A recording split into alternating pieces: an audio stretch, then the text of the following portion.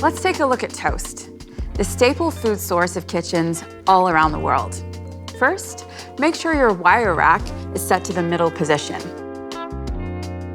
The wire rack is molded so that you can position your food closer to the top or the bottom of the oven when cooking. Flip the rack over so that it dips down before sliding it into the second slot from the top. This is the center of the oven, which allows the Element IQ system to deliver high heat evenly from the top and bottom elements for perfect toast. Be sure to place your bread slices close to the center of the rack. You can fit up to 6 slices of regular sandwich bread, which is useful when you've got multiple hungry mouths to feed. Close the oven door and use the function dial to set the indicator on the LCD screen to toast.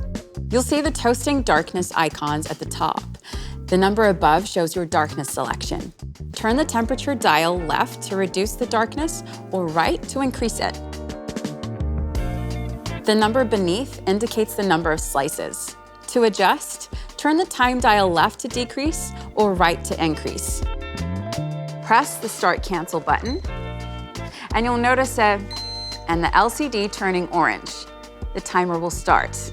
You can adjust the toasting presets during the cycle and stop it by pressing the Start Cancel dial.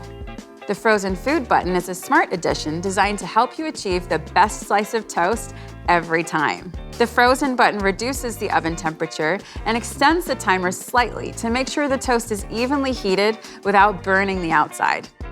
Why stop at bread? You can also toast nuts, seeds, or granola. And you'll love the magnetic auto rack eject feature that works with the toast setting. Basically, when the wire rack is inserted into the middle rack position, it will automatically eject halfway out of the oven when the door is opening so that you can easily remove your food. Be sure to open the door slowly when the wire rack is in this position to prevent the rack from ejecting too quickly.